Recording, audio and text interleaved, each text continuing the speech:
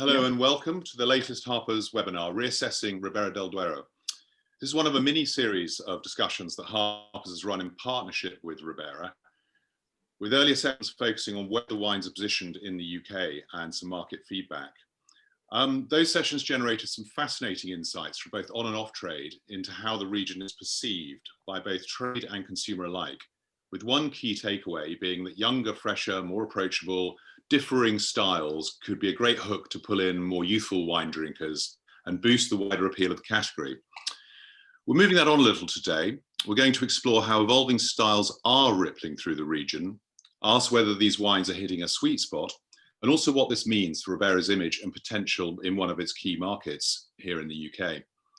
And I'm joined by a fantastic panel with winemakers Javier, Zaccagnini of Say Solo, and Noelia Callejo of Félix on hand to give us a frontline view of how the region is evolving at the viticultural and winemaking level. From the UK side, we also have several top buyers and champions of Spanish wine, including Robert Boufflard of Tanners, Pierre Mansour of the Wine Society, Beth Willard of Direct Wines, and Hal Wilson of Cambridge Wines. So thanks all for joining us today. Also joining us is writer and judge Tim Atkin MW, whose annual Ribera del Duero report and top 100 is perhaps the definitive guide to the region and its wines. Tim will be adding his expertise and insights into the pot too. Before we begin, a quick word on today's session. We're going to kick off with 45 minutes of panel discussion, followed by an opportunity for audience Q&A. And if you wish to ask a question, please do so by using the Q&A function at the bottom of your screen. So, I should add that we've all pre-tasted a selection of wines, including Rosados and whites. So I think that could be a good place to begin the discussion using those wines as a sort of backdrop to the broader picture of evolution, what's going on in the region. So perhaps with reference to some of those wines, first question would be, how is Ribera del Duero evolving in style in what it offers? Who'd like to begin, pick that up? I mean, you're top left of my screen. It might seem logical to go with you first. Sort of thoughts on development and evolution stylistically, whether you perceive there to be much at all, or what are your thoughts? You're asking me? Sorry, I thought you said how. Yeah. Yeah. Sorry, Hal, maybe you didn't, did I disappear a little there? I didn't hear the word Hal, but I'm very happy to kick off. Thank you. And thanks for organising this and for the samples that received in over the weekend. I think the expectations are evolving for consumers.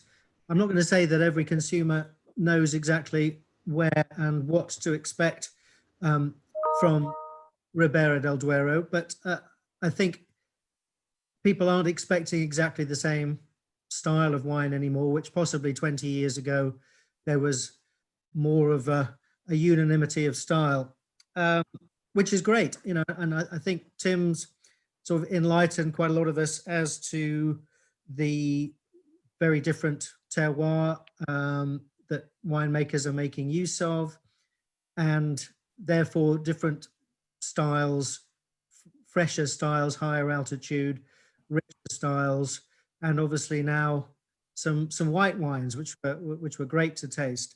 I think we have a pretty receptive audience that expect high quality and get high quality from Ribera, so they should be receptive to nuance in the category. Who else like to, of the British contingency, like to pick up on that? Or perhaps Pierre, any words to add? Yes, hi, good afternoon, everyone. Thanks for inviting me along. Yeah, I think Ribera, well, it is evolving, and you know, no less from being just a red wine region to showing its strength in whites and rosés. But I think that it's really important to look at the red wine styles of Ribera, which, for me, you know, the strength of Ribera is that it represents an expression of Tempranillo that just has fantastic intensity and fantastic power, yet with wonderful sort of freshness and lift due to the crisp levels of acidity that the reds have. In terms of as an evolution of style, you know, the evolution I think is very much around winemaking, particularly around oak regime. And I think there is still a lot of wines that are made in Ribera that are quite heavy with their oak. They don't necessarily need that level of oaking, but actually in recent years, particularly over recent vintages, from my tasting, just seeing much more fruit expressive wines that really reflect the place more than the winemaking. And I think that's really exciting for Tempranillo in Ribera del Duero. So that's the sort of, that's the reds. I think the whites from Albio Mayor are potentially really, really exciting. I think that grape has amazing potential. Is it yet time to announce to the market and to the consumer that the next big thing is Ribera del Duero Albio Mayor? Don't know. It's probably still a bit of an adventurous purchase for wine consumers, but there's definitely potential there. And I've a limited exposure to the rosés. We had a couple sent to us, which, you know, at sort of inexpensive levels were quite commercial and easy drinking. Yeah, I think it's a reasonable summary. I mean, what can or do the whites and rosés potentially bring to the party? I'm just thinking in terms of perhaps helping to shift perception along. So Pierre, you're mentioning kind of more terroir, site-specific, site-focused kind of wines. Freshness, intensity is a word that obviously comes up a lot with Ribera, but coupling of that with freshness, I think, as you say, is where it really hits its stride, doesn't it? And also that's, I think, what people would tend to expect. So do you want to pick up on, Robert, do you think the whites and rosados bring something to the party, or do you think they possibly a bit of a distraction from the key strengths of the region? Yeah, hello everybody. I think, Andrew, the fact is everybody the world over could produce a rosé, and a rosé in general which is not up to the standard of prestige and quality that generally winemakers set by their red wines in particular, and possibly if they're in a particularly white wine producing region, they're keen on their white wines as well. I think Ribera, though, can produce really good quality white wines from Albio. I've been watching them for probably about 20 years now, I suppose. And I think the quality of the grape variety is there, either to be used as a sort of seasoning for the reds or just to come through in its own right. I think the key point is class and also personality, and that's what we've got to get across with Albio. If we're going to sell it, what does it taste of? Why is it? What is it? And then think about the commercial side of how we're going to put it in the market. I think if you just say to Ribera del Duero growers, let's have another white wine from you, it's a, well, how does it, why does it, where does it, and it's left floundering in a sea of many other white wines from all over the world. So that's my feeling on rosados, I should say, and white. Although I think, and particularly the two Albios that we've tried, were very good. I mean, very good to better than very good. Yeah, I mean, I think they were fantastic examples, and that really showed a good different side. Beth, can we bring you in? Any thoughts to add to that? Do the whites and rosados individually add to the picture? I mean, one sort of parallel that perhaps springs to my mind would be, do you end up with a sort of Bordeaux situation where the reds are obviously crowning the region? The whites, to a degree, people in the trade and writers will say, goodness, there's some fantastic whites here, but they tend to be a little overlooked, I think it's fair to say, in the rush to the reds, but perhaps they're just a nice additional kind of thing to have for the region. Maybe tell me that's complete nonsense if so, but Beth, what are your Yeah, sure. I kind of agree with you actually that they might just be a quirky add-on that most of us in the trade get excited about. But the point is, I think with those whites is that they are really exciting. And I think, you know, they're not going to have a massive consumer appeal. I think they are quite niche. They require some explaining in terms of style, but they're really high quality. And I also don't think that they necessarily have to be sold alongside the red. I don't think that Ribera is a region that necessarily desperately needs a white wine. But the fact that there are these wonderful wines, I think will add interest. And I think what else it allows us to do is to talk about the history and the traditions and, you know, the great indigenous varieties of the region and the terroir. So, you know, to engage members of the trade, I think in particular in the first place, you know, to talk about developments in Ribera, this is a fabulous way to get people sort of excited and re-engaged with the region and give them something new to talk about.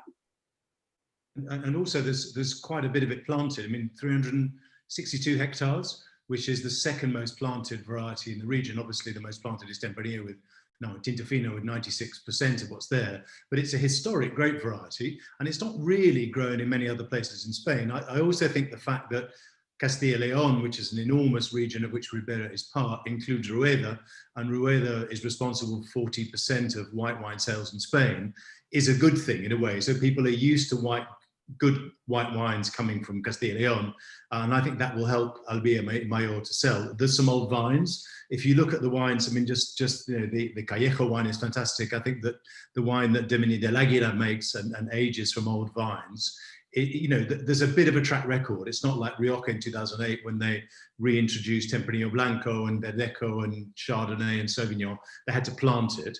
This is there, and I think it's historic.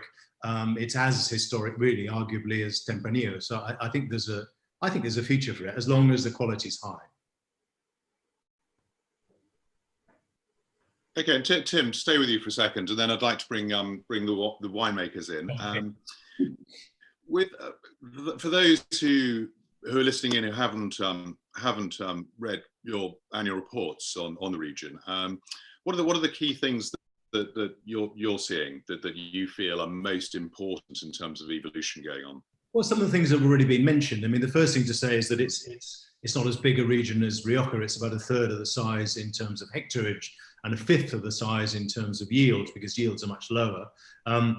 But it's still very diverse, you know, 102 communes, 4 provinces. It's a big place. And I think that there's this impression that Ribera produces one style, which is big and oaky and alcoholic. And that's not true. And a lot of the best producers that I like are producing wines from individual sites and from single vineyards. They're using less oak. They're picking a bit earlier. They're extracting less from these thicker skinned Tinto Fino grapes. And just, you know, lots of younger producers coming in who've, you know, I mean, I think Noelia should tell us this, who've studied overseas and worked for people overseas and have international experience and have brought that back to the region. It's also very important to remember this is a young appellation. I mean, yes, there were vineyards here or certainly wine made here in Roman times, but 1982 was when this region, the denominación was created. So it's less than 40 years old. So it's not surprising that this region is evolving and that it's a work in progress. And I personally think that's a good thing, and it's what makes it interesting and exciting. Yeah, well, it's a good point to good place to link to bring in Noelia. If perhaps you could take that a little further and talk about viticulturally and from the winemaking perspective, what sort of changes have you been witnessing? What's ongoing? Well, hi everybody. Well, we are the second generation of, in particular, in our case, no? We are the second generation of wine growers. And after having experience in other wine regions, well, we have been bidding for years on return to our origins and increasing the knowledge of our vineyards. And we seek to reflect of the complexity and the diversity of the landscape and the different varieties. And that implies a very respectful work in the vineyards, organic management, of course, and a minimal intervention in the winery to be able to transmit the freshness and diversity of the vineyard. When I say that we return to our origins, Well, the first thing that we did as a second generation is the first steps a few years ago is leaving behind the leveling regulation, no? And focus on our territory and our village, because we only work in our village. In Sotillo. Yeah. In Sotillo. So I think this is one of the main things, that focus on our origin. And as you said, Tim, we are very, very young. So everything is, we have everything for done. I mean, we have a lot of things to explore. Ribera del Duero it has a lot of diversity, a lot of complexity, different soils, different altitudes, so we can play with that, of course. The other thing we could mention, I suppose, is even though it's a young appellation, denominación, 22%, nearly 23% of the vineyards are over 50 years old. So there are a lot of old vineyards. And I think, I don't know if you would agree, but a lot of the best wines come from those old vineyards. So in a sense, it's an unusual one, isn't it? Because you say young appellation, and it wasn't so long ago that there was kind of an explosion of investment and development there, but working with some potentially already very, very good material. I mean, Javier, do you want to pitch in with your perspective on all of that, perhaps with a little bit of the kind of the backstory and how Ribera's got to where it is today and where it is headed? Well, hello everyone. I'm very glad to be part of this panel today. And I absolutely agree with everything that's been said so far. Tim mentioned the appellation, the denominación, started really in 1982, and that's not a long time ago. And you have to think that at that time, 10 years after that, when I was named the director of the Appellation Contrôlée, which I was for 6 years, there were about less than 100 wineries. Now there are more than 300 wineries within 20 years, which is a lot of new wineries per year. But those wineries, all these new investments have not come from kind of a new, as Noelia was saying very rightfully, from new generations, but from people that came from outside. Mostly respecting the old vines, which is our treasure, but making a little bit the same that was already done. Was copying an example that was successful, because in Spain, Ribera del Duero was extremely successful. Obviously, Vega Sicilia has been there for 150 years. Then Pesquera and Protos made something of absolutely success within Spain. And then Peter Cisa came in with this absolutely breakthrough of Pingus. So a number of names, which of course I've only mentioned a few, made Ribera del Duero as a focus. It's something to look at. But the wines were more or less the same style all over. And what Noelia was mentioning, which I absolutely agree, is there is now a new generation. She's a good example of her. My son as well is working with me now for the last 7 years as an enologist, and so many others. So this new generation, I think, is the one who's bringing the new styles and more interesting new wines of the region.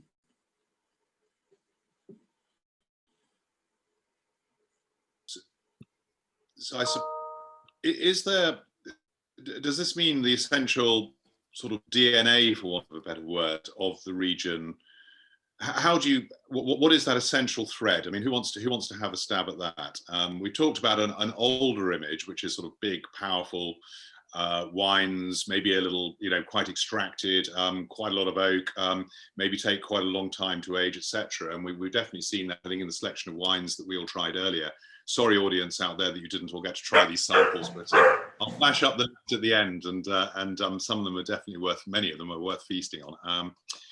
But does this mean that the sort of DNA of Ribera is going to alter? Because obviously that also has implications for the merchants sitting around the table who are selling the wines in key markets like the UK, maybe having to sort of evolve and change their message. I don't know who would like to pick up on that. I mean, maybe Javier, you could actually try and explain then how you would explain where Ribera's got to from where it was. Does it keep a sort of essential thread still running through it? Okay, with pleasure. Of course, it would take a long time. I'll try to be very short about it. But Ribera has always been based, and it still is, I think it's a good idea, on Tempranillo. Our Tempranillo, because you know Tempranillo is planted all over Spain with different names all around, with Ulldeyebra in Catalonia and Cencibel in La Mancha, etc. But we have our own type of Tempranillo, as Toro has it, as Madrid, as everyone. Climate and terroir make a difference. I don't think we have better wines than the others, but we have a different Tempranillo style. And that has always been the key factor of our wines. But techniques have changed a lot. I think it's what you mentioned. Years ago, not so many years ago, we were stressing all this powerful structure that comes naturally to our grape, because we have a very thick skin in our Tempranillo and smaller berries than elsewhere. So a lot of color and tannic structure is natural, but that is not always a plus factor. It depends. And if you add the use of new oak, maybe even twice new oak with malolactic and aging, the style was maybe a little heavy, but it was successful. People bought it, at least in Spain. Now, this style is maybe not the trend anymore in the world. And as well, Ribera del Duero enologists and winemakers have grown a bit tired of making always the same type of wine, while the region allows for an array of different styles, mainly because of terroirs. There's so many, Tim mentioned that, it's such a tremendous variety, diversity of terroirs, and altitudes, as Noelia mentioned as well. So you have to think the Duero goes east to west and of course up to down. So we have more than 200 meters of difference, 250 meters of altitude difference from one end to the other. All this has to be taken into account to make personal wines. And I think this is the beginning of personal wines in Ribera del Duero. The other thing, Andrew, if I may, that we haven't mentioned, we could do, is vintage variation. Again, I mean, this is a region that it's very extreme as a region, and it's not only subject to frost in years like 2017, but also I think that there are big differences between vintages. You know, you look at 14, 16, 15, 17, they're all very different styles. Can I cut in, Andrew? And just that's, I mean, I can see it. Andrew, can I just say that I think, though, that Ribera del Duero has to be slightly careful if you're looking at it from the certainly the UK consumer point of view, which is, what is Ribera del Duero? And if it is going to fracture into different styles, I think that is quite dangerous in terms of what the customer can expect. Now, if you look at the successful areas of historically of the world, they've all had their own overall personality trait, whether you're talking about Bordeaux or whether you're talking about Burgundy or even Rioja. There should be something that the average drinker can say, okay, I recognize that. And I think Ribera does have that for Spain. In my Spanish range, I'm happy to steer people towards something which I know is going to be darker in color, probably firmer in structure with more density. And I will say to them, and you can probably let this age for a while. And if suddenly you're saying, but I actually haven't got such of a clue about this young grower who is just south of Burgos, east of Gumiel, west of Peñafiel, whatever, I think that's a risk. And I think we've got to be aware of that. I'm very happy that the quality is what drives it.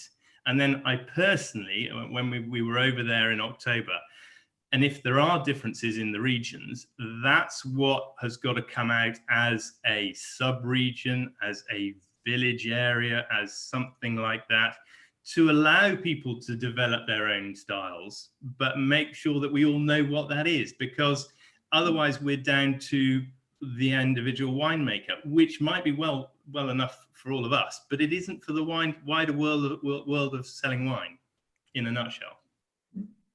Yeah, I mean, Beth, you want to pick up on that? Yeah. Sorry, Pierre. No, go on, you go. Echo each other. I don't know. I thought I saw your hand keep up. Yeah, for sure. I agree. I think there's a risk in overcomplicating things. You know, as the region does try to diversify and talk more about terroir. But I also think that now's a really good opportunity to work out actually what is the DNA of Ribera, because certainly from my experience, I don't think Ribera has a particularly strong sort of brand image in the UK market. And if you look at percentage share of sales from Spain, you know, Ribera, you know, struggles in comparison with the likes of Rioja. So I think seeing these really fantastic fresher styles of wine come out that we can all get behind. And I think, you know, we've already mentioned on this call and certainly in previous discussions that some of the wines that we really, really like have that very identifiable Tempranillo nose. It's very Ribera, very blueberry deep. You can really sense the old vines and that freshness and the more managed use of oak. So if now's the time that Ribera, you know, is going to take this style forward, and I really hope it is, I think it's actually an opportunity to try and communicate what that DNA is to the UK consumer in a much more approachable and friendly way than some of the sort of big over-extracted, over-oaked beasts have been in the past. Just grab another. No, Hal, you're nodding. Is that a complete agreement? Thoughts on that? So sort of being able to perhaps even pull in new, younger consumers with sort of fresher, youthful styles of wine, or?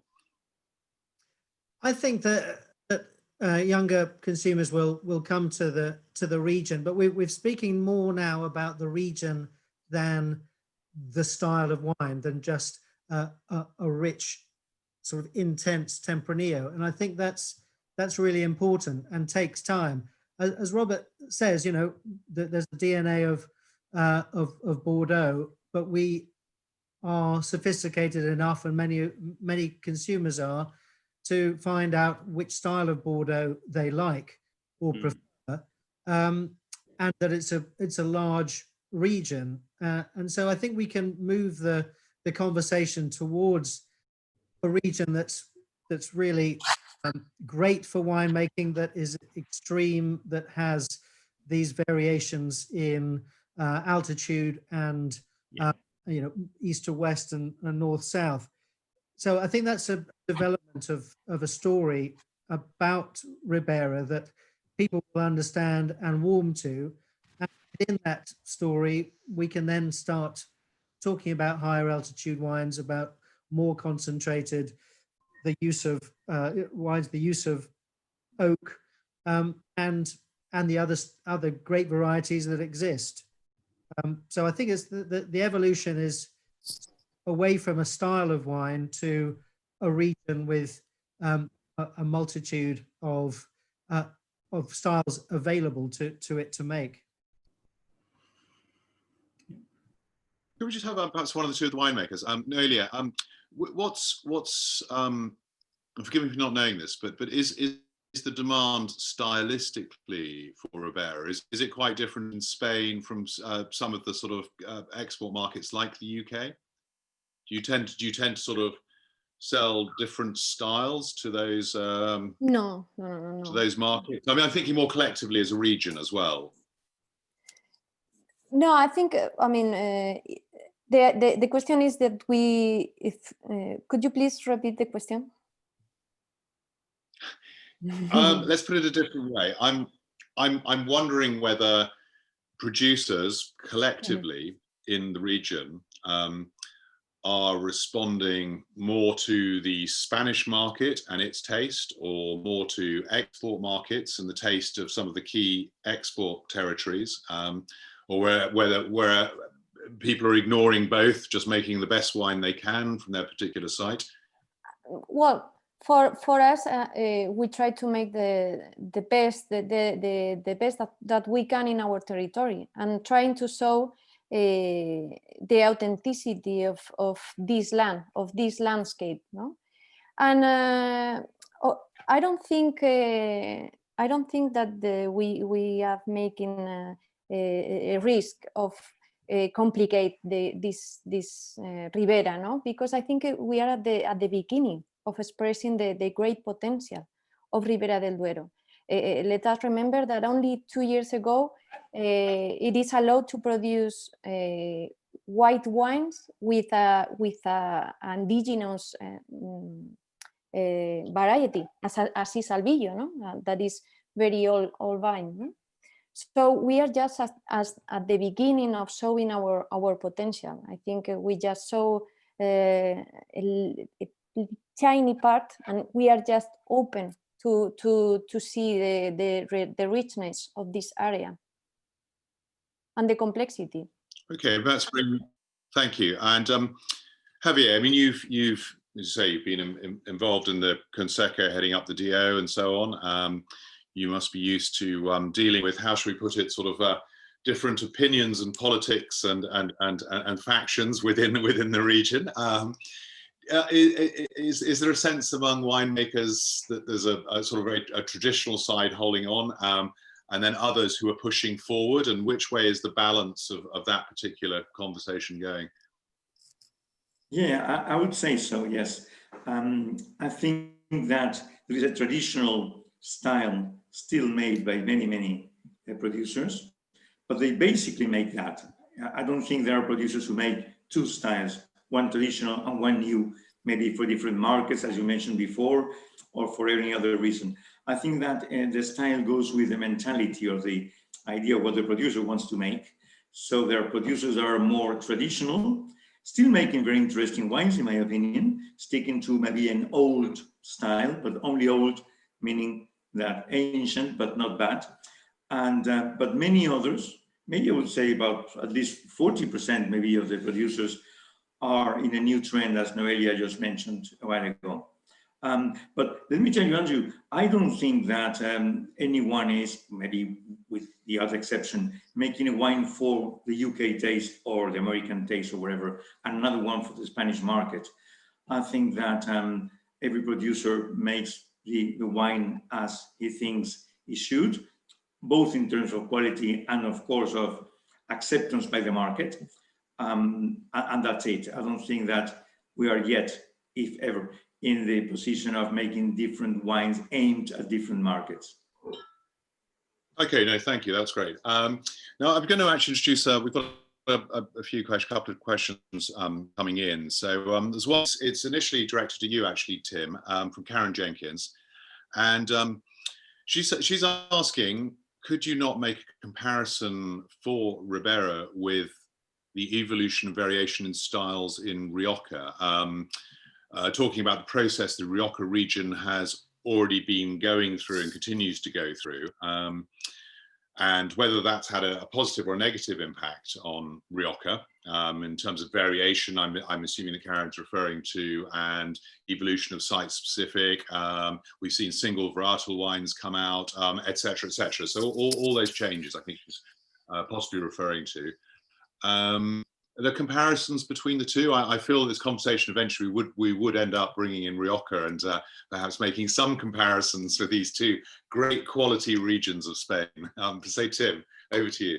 There's a great degree of rivalry between them, obviously, because they both regard themselves as the main red wine producing region in Spain. And I suppose Priorat and Bierzo might disagree, but I think you would say that those two are outstanding. They're very different, and Rioja is much bigger, and Rioja sells its wine, generally speaking, at lower prices. It has more wine to sell. Ribera, particularly in Spain, enjoys much more of a premium image. And I think that's a good thing, and it's something it should hang on to. I think Ribera, funnily enough, partly because it's a younger region in many ways, is a bit more open-minded. I think Rioja is dominated to a much greater extent than Ribera is by big companies. And the big companies in Rioja tend to be slightly resistant to change, or have been. In Ribera, I think partly because people like Peter Sisek and Javier have been involved from the start in the Consejo and in framing the way the region has developed. It's actually helped because it means that people with a quality focus, Javier was at Alto and he's now at Solo, have actually driven a quality message. In Rioja, there's a bit more of a mixed message. I think that Rioja is finally realizing that it needs to lead from the top rather than from the bottom, and let the bottom dominate the market and lead the communication of the region. And I think that's a good thing, a bit belated. I think Ribera's ahead of Rioja in that sense. And that's why, just quickly coming back to Robert's point, I think it was a good one that you want to communicate a simple message in some ways, but I think you slowly want to make that message more complex. I mean, just look at La Hora, you know, one amazing village that produces pingus, you know, the Solo comes from there, Menos Sastre comes from there, you know, Figuero comes from there that we tasted today. They're very different styles. So people are using one small village and expressing very different styles the same way they would in, you know, Pommard in Burgundy or Vosne-Romanée or Gervais-Chambertin. So I don't think there's anything wrong with a personal interpretation of a particular terroir. It's just explaining that to consumers, really. Yeah. Okay, great. Thanks. And I've had another interesting question, which I'm also going to pop in now, from Rick Fisher, who says, good morning from San Diego, California. Morning, Rick. He's saying it's been a great discussion, so hat off to all. As it so much mirrors the US market, given the recent moves, asked Rick, of some regions like Priorat and Viejo, are there considerations by the Consejo to create a terroir classification system? And are they also considering application to become a DOCA? So, I mean, dealing with the first part of that, how important or how close is potentially the region to creating a greater, a more defined and tiered system based more closely on some of the better sites and differing sites? And Noelia, perhaps you could pick up on that. Is this something which would be good for the region? Is it too early for the region? What are your thoughts? Well, I think it would be very, very good for the region. I don't know if we are ready to take that that classification right now, but I think it would be very, very good for the region, because in the past it would normally it was every village made its own wine, and it was well known the wine from a specific village, because everybody puts the grapes on the same winery, no, the cooperatives, or so the wines were well known from the village. But right now I don't know if we are collectively if we are ready to start with this classification. I don't know, Javier, if he thinks another thing, but that's my opinion. Okay, thank you. And Javier, you're looking very thoughtful, and your hand up so far away.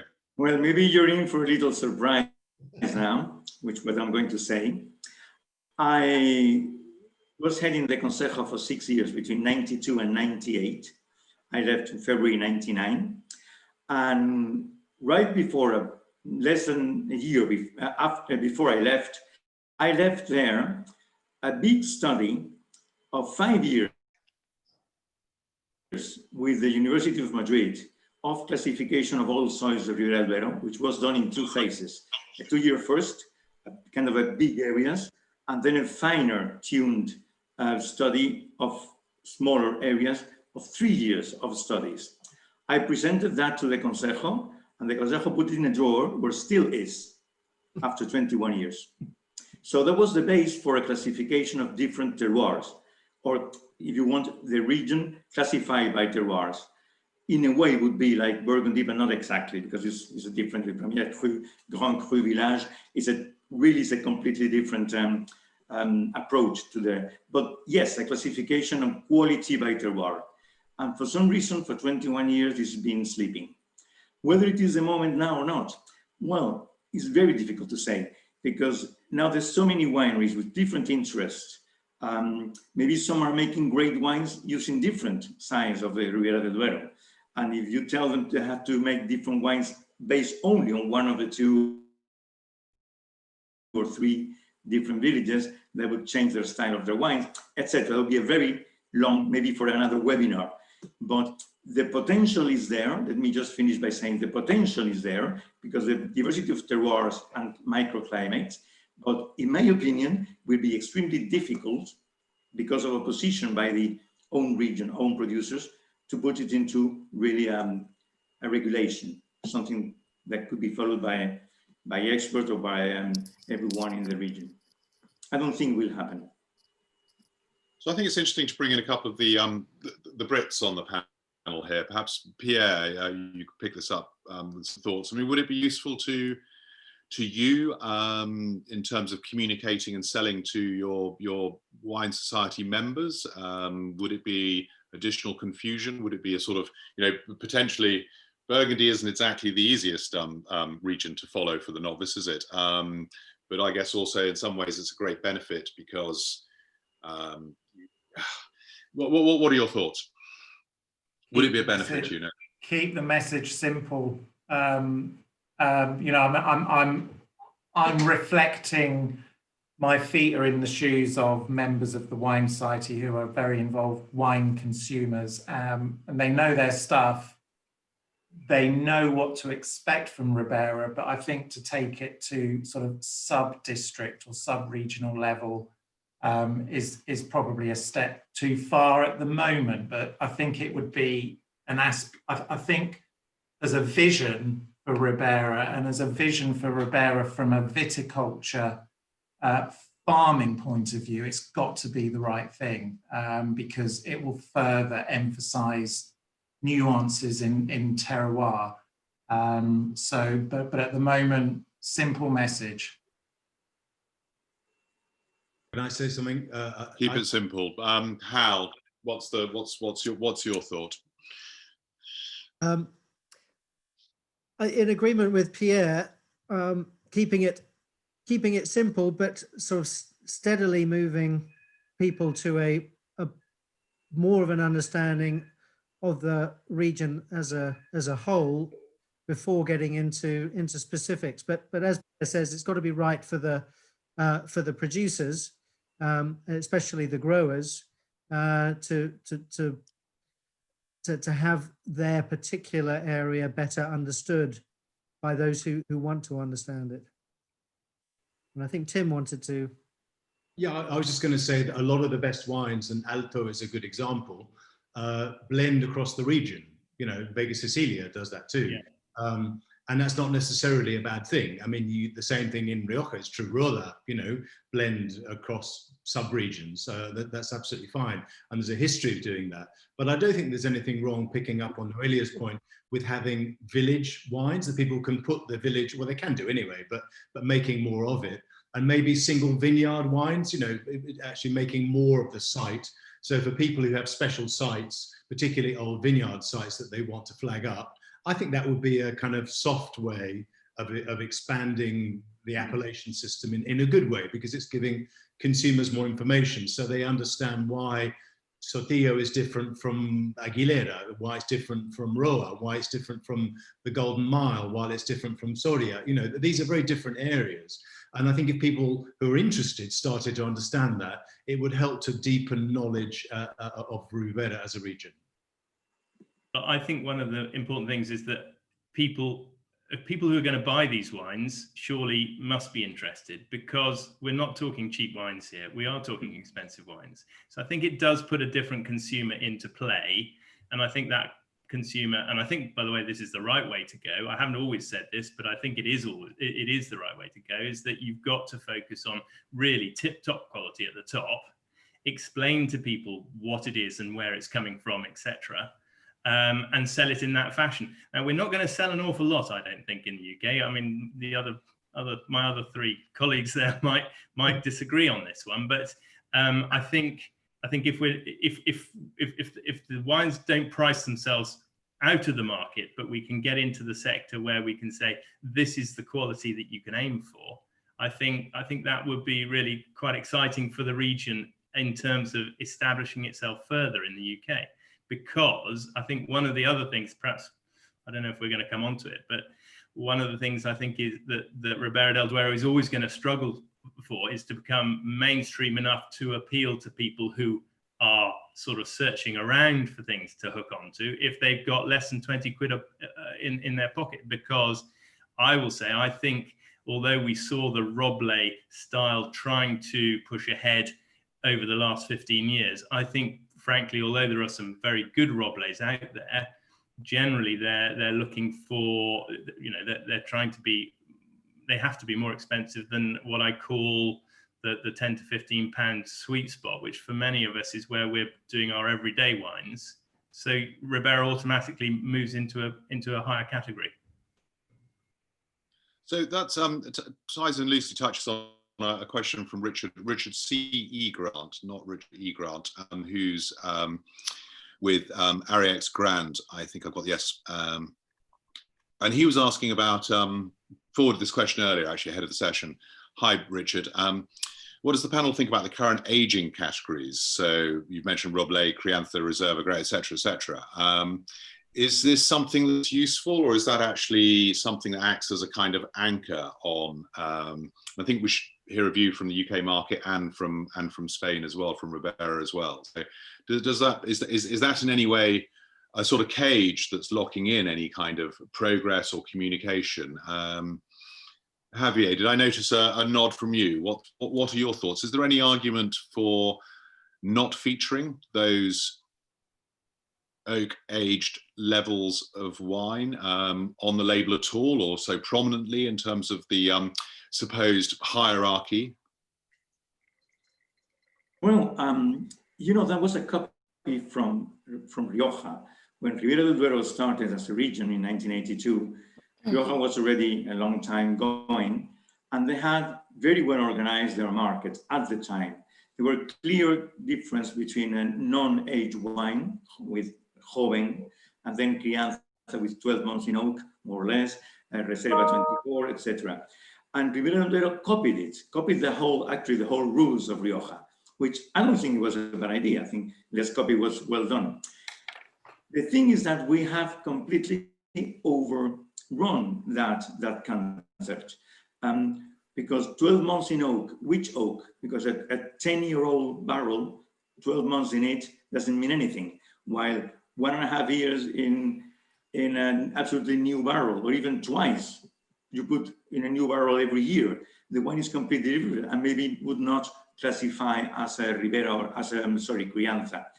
We, for instance, forget about it, and many of the top producers are not putting any more Crianza or Reserva on their bottles. And I don't think the market has at all cared for this decision. Noelia, do you want a word on that? Do you have a particularly differing opinion? No, I am agree with Javier. I mean, this traditional labeling regulation is not compatible with our vision of Ribera. So there are a lot of ways of mature the wines. You can do it in a large barrels, like 500 liters, or in concrete tanks, or in vats, or barrique, but not necessarily in this small barrique and with this time. I think we must listen to the vines, to the vineyards, and then express into the wine, and then okay, we can use concrete, we can use big barrels, foudres, whatever. Yeah. So in a sense, it just doesn't fit, because you can have so many styles within and without that particular, classification system. That I think, as Javier said, that it's you've basically sort of outgrown it. You're moving beyond it, and everything's evolving. Okay, I'm just picking through. We've had quite a few questions coming in. So one more from Max Driscoll. While we touched on classification, which we dived quite deep into it, deeper than I expected, but I think this is an interesting one. Max is asking if, hi Max, if Ribera del Duero could introduce something like the Cru Bourgeois system of Bordeaux. So you'd have whether that might help. And going back to a comment earlier, I think it might have been yours, Robert, about looking to play at a sort of lower price level, but still ensure that the quality was there, so it didn't affect the sort of halo effect that's already been produced by the high quality of the top wines. And who could we sort of aim that at? Would that help? Tim, thoughts on that? Sure. I mean, I think it's a good idea. I mean, I've for my sins classified Rioja into a Bordeaux system, which pisses people off if they're badly classified, but they like it if they do well. Yeah. I'm surprised you're still I'm surprised you're still alive, Tim. I'm still alive, but I think it's just me as an outsider trying to impose some order, really, because Rioja is very confusing. And I think Ribera is too, and maybe I'll try, and I don't know yet Ribera as well as I know Rioja, but doing a classification of the producers by quality, and it changes every year. I don't know, I mean, it has its uses. I mean, people don't necessarily like it, but I think if you were doing, you know, first growths in Ribera, you know, no prizes for guessing that Vega Sicilia would be in there or Pingus would be in there. Classifying by vineyards, I think, as Javier said, is much harder. I think it's easier to classify producers as long as they've got a bit of a track record. I think, you know, you kind of need at least a 5-year track record so that people are consistently doing quality. But I think I think imposing some sort of order on Ribera, because it is confusing for the consumer, is not necessarily a bad thing. I'm not saying my way of doing it is the only way of doing it, but I think it's a way. Yeah. Okay, no, thanks, Tim. And I think what I want to do now is a couple more questions, which are going to take us into some slightly different directions. And then as we draw to a close, I'll give everyone an opportunity to speak again. And I think it would be interesting to get feedback from the UK to our Ribera winemakers here, and then maybe some final thoughts from our winemakers. So, but just to take it, I thought this was an interesting question from Joshua Castle, and especially for those who don't know out there. And Joshua asked, hi Joshua, are there differences in the clone Tempranillo in Ribera del Duero, and also differences compared with, say, Toro, Rioja elsewhere in Spain? So how much and forgive me, the figure was given earlier, something like 96% of Ribera is planted to Tinto but how much variation is there within that? And I guess one of the Noelia, perhaps you could pick up on that.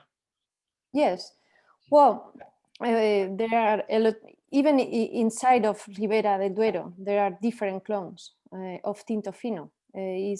Are different from Soria than from Valladolid, or even in closed villages are different. No, so it's important to see the different clones. So more difference are in between Rioja, Toro, and other regions. So because each clone is well adapted to the territory. And that's because it's just not well, in my experience, it's not particularly mentioned. I mean, if you talk Burgundy with a winemaker, then, you know, clones will be thrown out, and you could do that pretty much anywhere in the world with Pinot Noir and Chardonnay. Similarly, it seems for those varieties are particularly picked up upon. But yeah, it's okay. I think that's just interesting for our audience to know there is that variation there, and it is obviously of importance. I also think that just looking through one or two more. Yes, Tim, please. I was going to just say that's where massal selections are very important, and these old vines, people are often replanting vineyards with their own material, clonal material, and I think that's part of this rich genetic diversity, really, of the region.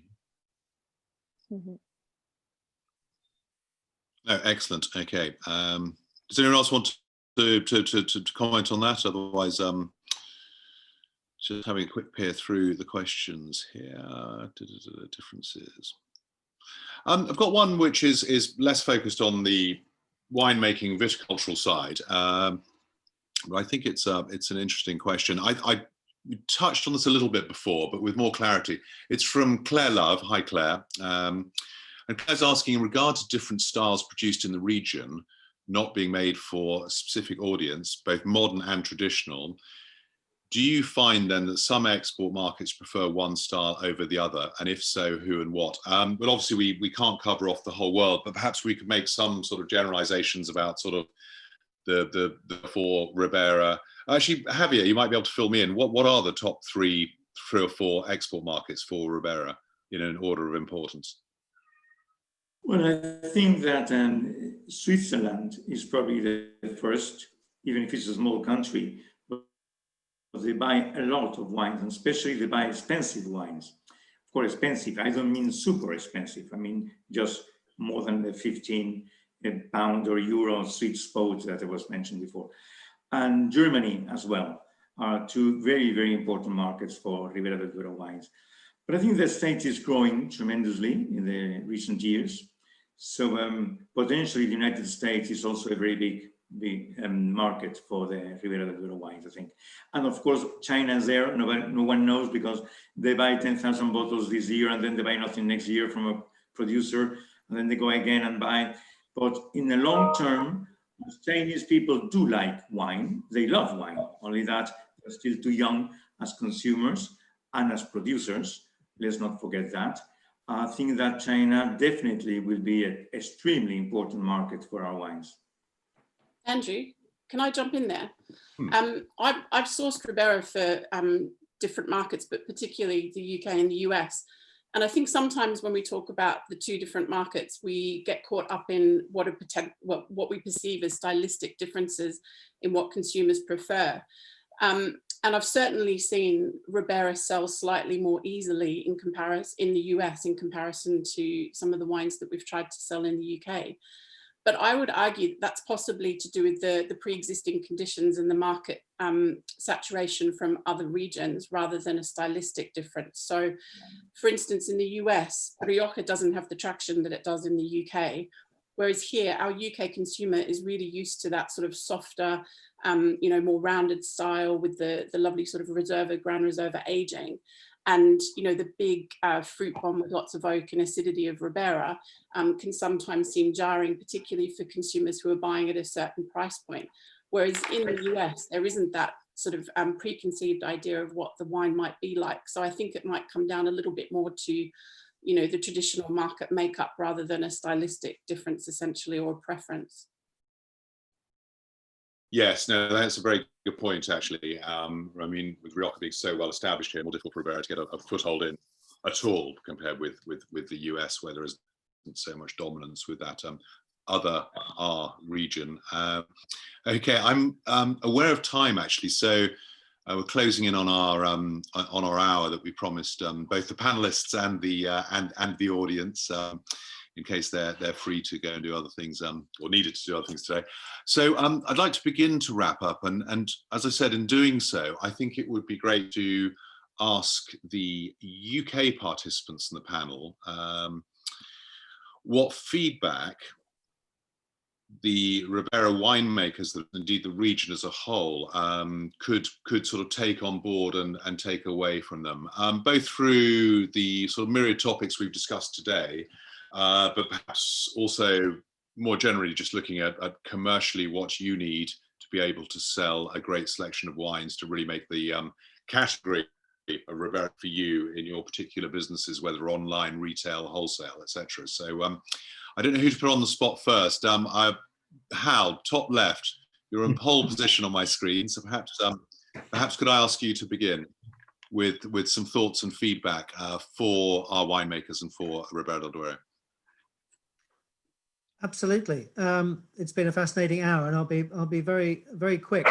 I think we can always use more information. I think historically it's a really fascinating region.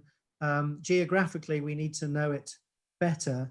And then, as Noelia and Javier have said, getting to know the villages better, just bit by bit. But this can be explained pictorially, on maps, as well as through the stories of the winemakers that whose wines we import. So I think they're doing a great job. It'll be great to be bringing more Ribera into the market. I think those Reserva and Crianza and Gran Reserva names are so familiar to a UK consumer that I think that they're worth persevering with until they really don't become useful. So I think they're probably more useful commercially than for the winemaker's own rules. But I'm looking forward to the 2018 vintage wines. The one that we tried from Javier, I thought was excellent. I'm sure there'll be lots of other delicious wines coming on next year. Excellent, thanks, Hal. And I haven't quite managed to taste my way through the whole selection yet, so I'm looking forward to that. Pierre, could I pop you on the spot next? Any thoughts to sort of further that, or any further feedback? Sure. I mean, I think it's terribly exciting that in less than 40 years, we're talking about a region and how it can further flex its fine wine muscles, fine wine credentials. It just shows how aspirational Ribera del Duero has become for serious wine drinkers. And I think that's, it's just incredibly exciting. I guess my message is carry on with the evolution to reflect the wines, reflect the natural features of the wines. And Javier mentioned at the beginning around the sort of technical and pull back on the technical stuff, let the natural features express themselves, because that's where the personality really stands strong.